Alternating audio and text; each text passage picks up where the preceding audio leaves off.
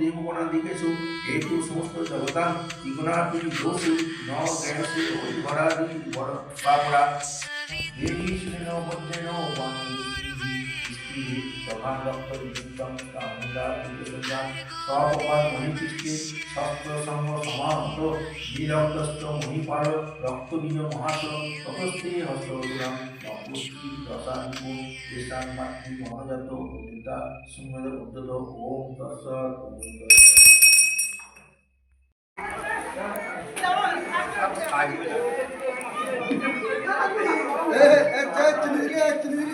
আমাদের বাতাসপুরেই এক ভাইকে আমি আজকে বলে রেখেছিলাম, সে এসে আজকে আমার এই বাগানটা খুব সুন্দরভাবে তৈরি করে দিচ্ছে। তার সঙ্গে তো রবিদা রয়েছেই, কীভাবে কোদাল চালাচ্ছে শুধু দেখুন, রবিদা কীভাবে কোদাল চালাচ্ছে। বাপরে বাপরে। আর এই ঘাস হওয়া মানে সবজি চাষের প্রধান একটা অন্তরায়। এই ঘাস হলে পরে আর কোনো সবজি হবে না।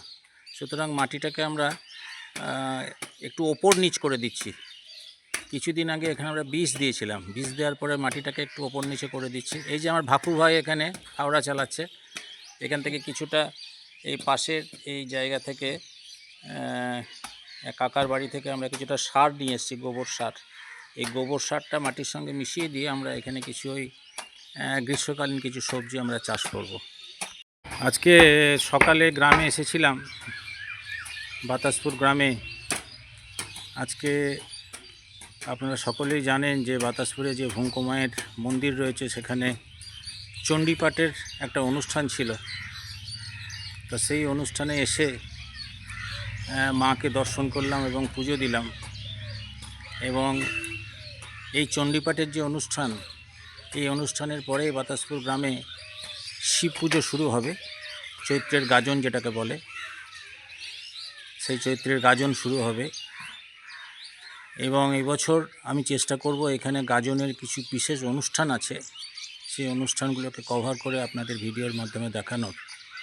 আপাতত এখন আমি বাড়িতে এসেছি, বাড়িতে কিছু গাছপালার পরিচর্যার জন্য এসেছি। কিছু গাছপালা, প্রচুর ঘাস হয়েছিল, সেই ঘাসগুলোকে পরিষ্কার করে সেখানে কিছু এই গরমের সবজির বীজ ছড়ালাম। যেমন কুমড়ো, বরবটি, তারপরে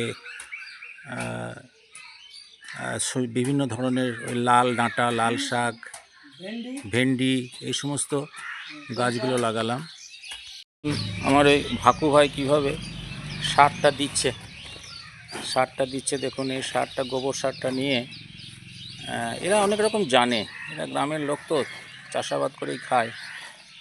আমাদের সেই অভিজ্ঞতা নেই, কিন্তু এদের অভিজ্ঞতা যথেষ্ট আছে। কিভাবে শাকসবজি লাগাতে হয়, কিভাবে পরিচর্যা করতে হয়। দেখুন কিভাবে বস্তার মধ্যে তুলে সারটা নিয়ে গেল এবং ছড়িয়ে দিচ্ছে কত সুন্দরভাবে। বাগানটা সত্যি প্রচুর ঘাস হয়েছিল, জঙ্গল হয়েছিল, কত সুন্দর এরা পরিশ্রমের মাধ্যমে জিনিসটাকে তৈরি করলো। দেখুন, এই ভাকু বলে ছেলেটি খুবই ভালো, ভীষণ কথা শোনে এবং খুব অনুগত, যেটুকু বলা হয় সেটুকু ঠিক এসে করে দিয়ে যায়। এই জায়গাতেও ভালো করে মাটিটাকে কোপানো হয়েছে, দেখুন জল দেওয়া হয়েছে। আমাদের এখানে সাবমার্সিবল রয়েছে, এখানে আনারসের গাছ রয়েছে, বেশ কয়েকটা আনারস খাওয়ার পরে এসে পুঁতে দিয়েছিলাম, সেই গাছগুলি লেগে গেছে। এখন সজনে গাছগুলোকে কেটে দেওয়া হয়েছে, দেখুন পুরো ডাল কেটে দেওয়া হয়েছে, প্রচুর সজনে ডাঁটা হয়েছিল। এই বাতাসপুরের প্রচুর লোকজনকে দেওয়া হয়েছে সজনে ডাঁটা, আমরাও খেয়েছি, বাড়ি নিয়ে গেছি। আমাদের বোলপুরের আশেপাশের লোকজনদেরও প্রচুর ডাঁটা দেওয়া হয়েছিল। বাড়ির যে প্রকৃত মালিক সে বসে থেকে কাজ করাচ্ছে, দেখুন ওনাদেরই বাড়ি, আমি এই তত্ত্বাবধান করি, ওইটুকু আমি একটু তত্ত্বাবধায়কের কাজ করি, এইটুকুই। সঙ্গে থাকুন, দেখুন দেখাচ্ছি। আরও 1 ঘন্টার মতো লাগবে, এটা হওয়ার পরে আমরা চলে যাব। এগুলো কতটা বেড়ে গেছে দেখুন, সুপুরি গাছগুলো অনেকটা বেড়ে গেছে। এই সুপুরি গাছ খুব সুন্দর, বাড়ির একটা শোভাবর্ধনকারী গাছ। সুপুরিও হয়, তার সঙ্গে সঙ্গে বাড়ির শোভাবর্ধনও হয়। দেখুন পুরো বাড়িটা দেখাচ্ছে, আমাদের গ্রামের বাড়িটা। সন্ধে হয়ে এসেছে, এখন কখন কাজ শেষ হয়ে বলতে পারছি না। মোটামুটি 2-2:30 থেকে আমরা কাজ শুরু করেছি, কতক্ষণে শেষ হবে জানি না। দেখুন গাছ এমনই জিনিস, এদের যদি আমরা সঠিকভাবে পরিচর্যা না করি এবং পরিমতো খাবার না দিতে পারি, মানে সার বলুন, জল বলুন, এই সমস্ত পরিমিত যে সমস্ত উপাদানগুলো থাকে সেগুলো যদি গাছকে ঠিকভাবে সরবরাহ না করতে পারি, তাহলে গাছ আমাদের ফল দেবে না। আর পরিচর্যাটা খুব দরকার। সেই জন্যে এখন প্রায়শই মাঝে মাঝে এসে এই পরিচর্যাটা করি। এখন আমার সময়ও আছে, অবসর নিয়েছি, এবং গাছপালা বাগান এই সমস্ত আমার চিরদিনের একটা শখ। তো যাই হোক, এই কাজ চলছে, প্রায় সন্ধে হয়ে এসেছে। দেখুন এই আম্রপালি গাছটাতে আমি আপনাদের কিছুদিন আগে দেখিয়েছিলাম যে প্রচুর মুকুল হয়েছে। এখন দেখুন প্রচুর আম এসে গেছে আম্রপালি গাছটা, ছোট্ট গাছে প্রচুর আম এসে গেছে। দেখুন আম্রপালি খুব মিষ্টি জাতের একটা আম। দেখুন এইখানে আর একটা আম গাছ আছে, এটা আমাদের বাড়ির আম গাছের থেকে কলম করে লাগানো হয়েছে।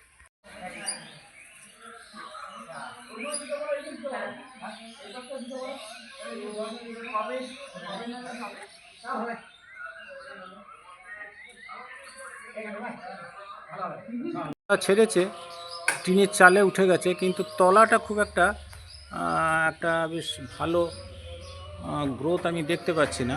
তলাটার পাতাগুলো শুকনো শুকনো হয়ে গেছে। টিনের চালে উঠে দেখতে হবে যে উপরে কোনো লাউটাও আছে কিনা। সামনে একটা লাউ ছিল, সেটাকে পেরে নেওয়া হয়েছে। একটা ছোট লাউয়ের জালি রয়েছে এখানে। এই দেখুন একটা লাউ রয়েছে, এর থেকে একটু বড় লাউ ছিল, সেই লাউটাকে আমি তুলে ফেললাম। সেই লাউটা একটু রোদে গরমে কীরকম যেন হয়ে গেছে, মানে থাকলে পরে হয়তো পচে যেত। আর একটা ছোটো লাউয়ের জালি আছে, এটা দেখি কিছুদিন রেখে দেওয়ার পরে এটার গ্রোথটা কীরকম হয়। আর চালে উঠে দেখা যাক, আরও 2-1টা হয়তো লাউ থাকলেও থাকতে পারে।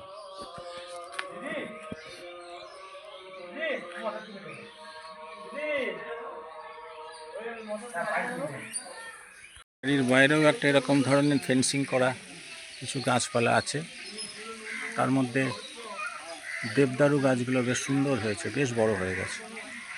এই দেবদারু গাছ কিন্তু সুপুরি গাছের মতো খুব শোভাবর্ধনকারী গাছ।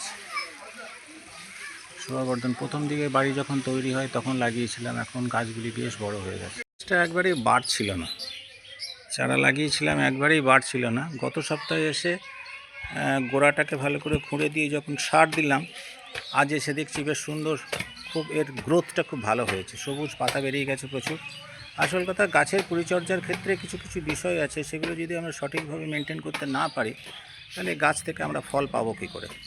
আমরা পরিচর্যা করতে পারবো না, অথচ আমরা ফলের আশা করব, সেটা তো ঠিক নেই। দেখুন আমগুলো দেখাচ্ছে, আম্রপালি প্রচুর আম এসছে। দেখুন, আমি কিছুদিন আগে দেখিয়েছিলাম যে গাছে প্রচুর মুকুল আছে, এখন দেখুন সেই মুকুল থেকে আমগুলি হয়েছে। রবিদা কিছু কিছু গাছের বীজ দিচ্ছে, দেখুন বরবটি, লাল শাক, পুঁই শাক, ভেন্ডি, এই সমস্ত বীজগুলো লাগাচ্ছে।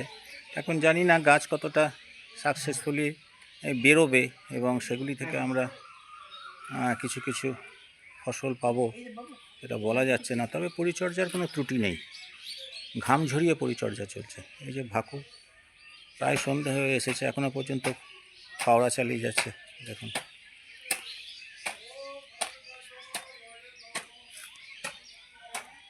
প্রায় সন্ধে হয়ে এসেছে, প্রায় সন্ধে।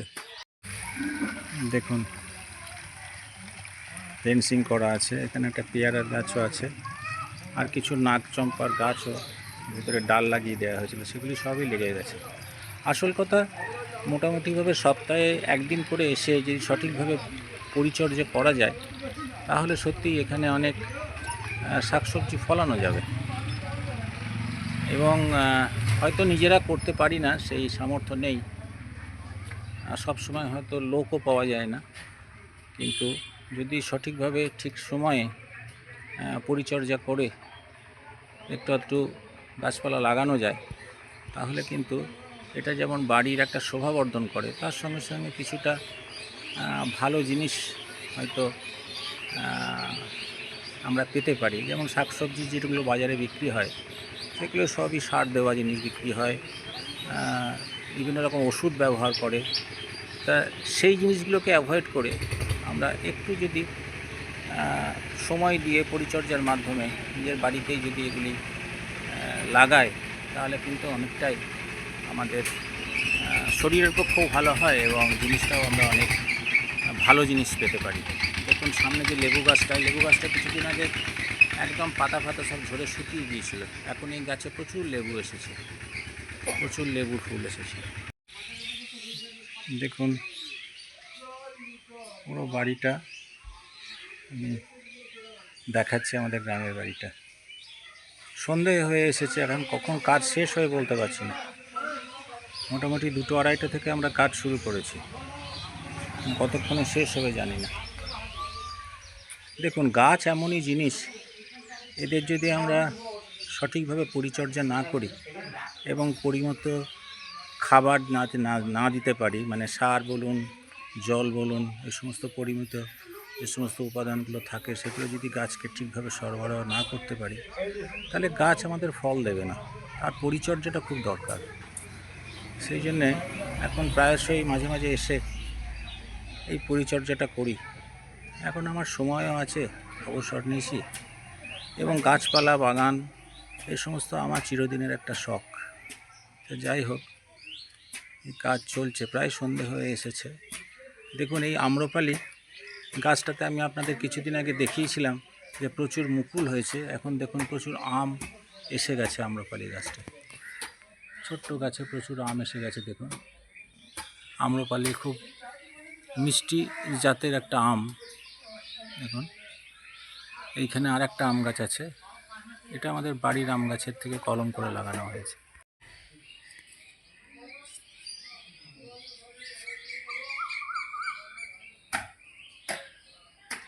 কিছুদিন আগে সজনে গাছগুলি ছিল, ডাঁটা আসার আগে প্রচুর শুঁয়োপোকার উপদ্রব হয়েছিল। তারপরে যখন ডাঁটা এসে গেল, ফুল এসে গেল, ডাঁটা এসে গেল, তখন শুঁয়োপোকা আস্তে আস্তে চলে গেল এবং ডাঁটাগুলি, গাছ ডালপালা কেটে ডাঁটাগুলো পেরে নেওয়ার পরে গাছগুলো এখন ন্যাড়া হয়ে গেছে, অর্থাৎ ডালপালা সব কেটে দেওয়া হয়েছে। এখন ঘরের মধ্যে প্রচুর রোদ ঢুকবে, রোদটাও দরকার। সমানভাবে যদি রোদটা না থাকে, তাহলে পরিচর্যাটা ঠিক হয় না। সার, মাটি, জল এবং তার সঙ্গে সূর্যের আলো, সানলাইট, এটা যদি না থাকে, তাহলে গাছের বৃদ্ধি সম্ভব না, স্টান্টেড গ্রোথ হয়ে যায়। দেখুন এই যে উনি দেখাচ্ছেন যে কিভাবে, কোথায়, কিভাবে কি বীজ দেবেন, কোনখানে কি বীজ লাগাবেন। আপনি কি কি ব্যাপারে বলছেন? একটু আমার দিকে তাকাবেন, বলবেন এটা কি লাগাচ্ছে বীজটা? ওখানে দাঁড়িয়েই বলুন। এখানে বরবটি লাগালো আচ্ছা, আর এবার কুমড়ো লাগালো। কুমড়ো, আচ্ছা আচ্ছা, কুমড়ো দেবে। বরবটি, কুমড়ো, লাল শাক। লাল শাক, বরবটি লাগানো হচ্ছে, কুমড়ো আছে। এটা একটা হিমসাগর গাছের আম, এর গোড়াতেও প্রচুর ঘাস হয়েছে দেখুন। ও ঘাসগুলো সব তুলছে আমার ওই ভাই। ওই ঘাসগুলো তুলে ওখানটা একটু খুঁড়ে দিয়ে একটু সার দিয়ে দিতে হবে।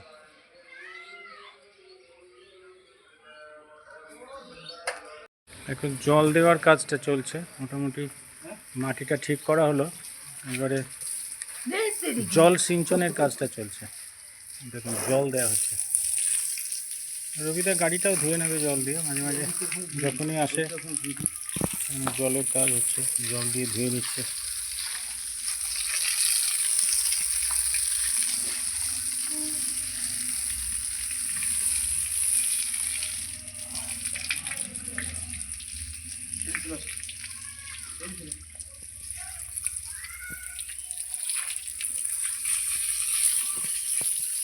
সন্দেহ হয়ে গেছে, প্রায় 4-5 ঘন্টা লাগলো পুরো বাগানের কাজ শেষ হতে। 4-5 ঘন্টার বেশিই লাগলো। সুপুরিগুলো কি সুন্দর দেখুন, পরে পরে লাগানো হয়েছে। প্রথমে এই গাছটা, তারপরে এই গাছটা, পরে পরে লাগানো হয়েছে। গ্রোথগুলোও ঠিক সেইভাবে হয়েছে, একদম বড় থেকে ছোট। এই সাইডেও দুটো, একটা গাছ লাগানো হয়েছে সুপুরির গাছ। সন্ধে হয়ে গেছে, আর আধ ঘন্টার মধ্যে আমরা বেরিয়ে যাব। এর পরের সপ্তাহে আসতে হবে, আমাদের গ্রামে সব পুজোর ব্যাপার আছে। দেখা যাক কতটা গাছপালাগুলো সুন্দরভাবে গড়ে ওঠে, বেড়ে ওঠে। গাছ বীজ যে সমস্ত লাগানোর পরে যখন সেই গাছ খুব সুন্দরভাবে বেড়ে ওঠে, তখন সত্যি মনে খুব আনন্দ আসে যে কত সুন্দর গাছগুলি বেড়ে গেছে। রাত্রি হয়ে গেছে দেখুন, এবারে আমগুলো ঝুলছে গাছে, দেখুন পরিষ্কার বোঝা যাচ্ছে আমগুলো। এই একটা হাইব্রিড কুমড়োর গাছ, এটা বাড়ছে, তবে খুব বাড়ছে না। আগের গাছটা খুব তাড়াতাড়ি বেড়ে গেছে, এটা হালকা করে, হালকা হালকা, অল্প অল্প বাড়ছে আর কি। দেখা যাক। সাইডে হাইব্রিড কুমড়ো দিয়েছিলাম, সেই কুমড়ো গাছটা অনেকটাই বেড়ে গেছে, দেখুন লতা ছাড়ছে এবারে। পাতাগুলো শুধু দেখুন, পাতাগুলো কীরকম বড় বড় দেখুন। এখন কুমড়ো কীরকম সাইজের হবে সেটা বলতে পারছি না। একটা পাতা যেন মনে হচ্ছে একদম সেই পদ্ম পাতার মতো, বিশাল বিশাল পাতার সাইজ হাইব্রিড কুমড়ো। কত কামরাঙা হয়েছে দেখুন, দেখুন কামরাঙাগুলো দেখুন কি সুন্দর। এর আগে কিছু কামরাঙা হয়েছিল, সেগুলো পেকে গেছে, আবার কিছু কামরাঙা এসেছে। দেখুন কি সুন্দর কামরাঙাগুলো, পুরো থোকা, কামরাঙার থোকা। গাছটা বিশেষ বড় নয়, পুরো এক থোকা করে কামরাঙা এসেছে। সাইডে একটা কেঁদুরির গাছ ছিল, সেই কেঁদুরির গাছটা প্রায় মরে গিয়েছিল। সেই গাছটিতে সার দিয়েছিলাম কিছুদিন আগে, বেশ ঝাঁকড়া হয়ে এখন লতা ছেড়ে দিয়েছে।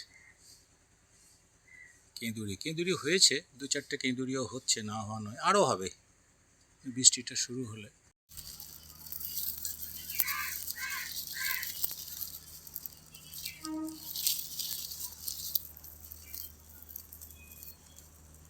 দেখুন বেশ কিছু কেঁদুরি এসেছে গাছে, ভেতরে ভেতরে ঢুকে আছে।